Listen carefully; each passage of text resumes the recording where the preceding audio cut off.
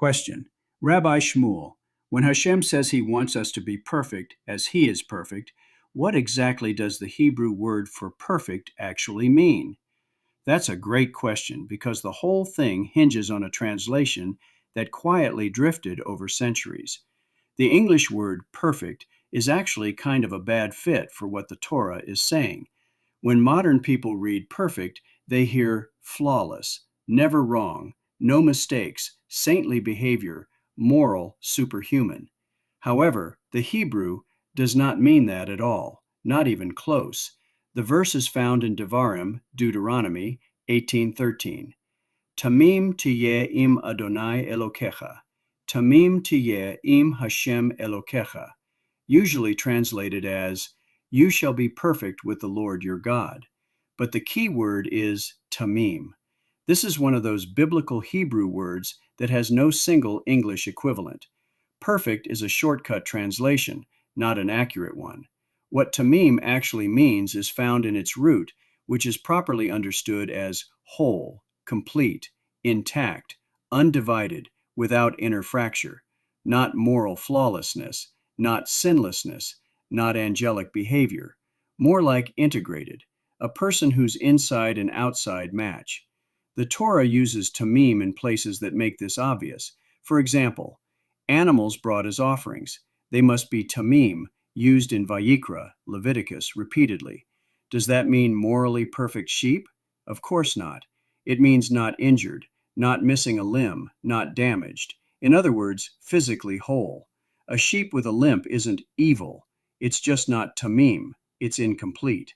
In the case of Noah, found in Bereshit, Genesis 6:9, we are told Noah was a righteous man, tamim in his generation. If tamim meant morally flawless, the Torah wouldn't bother saying in his generation. It's describing his integrity, not his perfection. Noah wasn't sinless. He was undivided. He lived aligned with what he believed. So what is God asking? Not perfection in our 21st century idea of the word. He is asking for psychological and spiritual wholeness. So then, keeping the root meaning of tamim intact here is the real meaning of the verse. Be wholehearted with HaShem. Or even better, don't live a double life with and before HaShem. What is the opposite of tamim? Based on the context, it surely isn't wickedness. The opposite is dividedness, internal fragmentation. A person who trusts HaShem, but also manipulates constantly out of fear. Prays, but believes nothing or nobody listens. Performs mitzvot, but only socially, not internally. And acts religious publicly, but is cynical privately.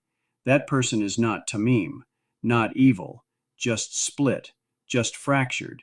It is also important to grasp why the verse appears where it does. Devarim 18 is right after a list of no-nos such as astrology, omens, divination, necromancy, and fortune-telling.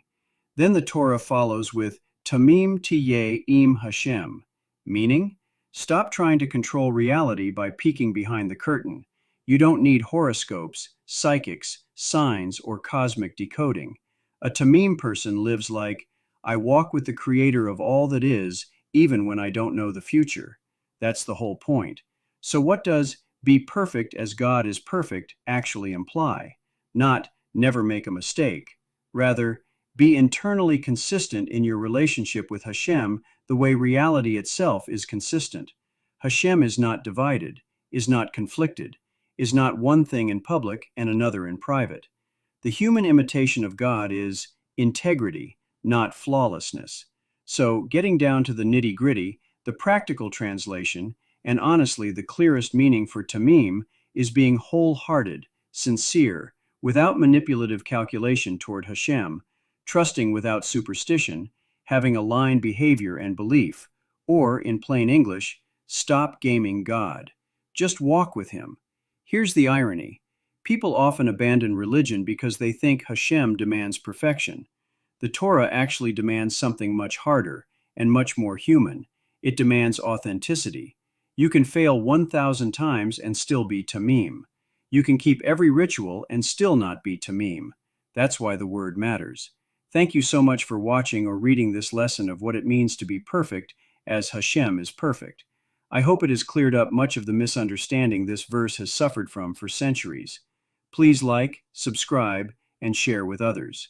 Find us on Rumble, Locals, YouTube, Substack, and Blogger. Leave comments below or email me to shmu@startmail.com. Until next time, this is Shmuel ben Shlomi wishing you shalom.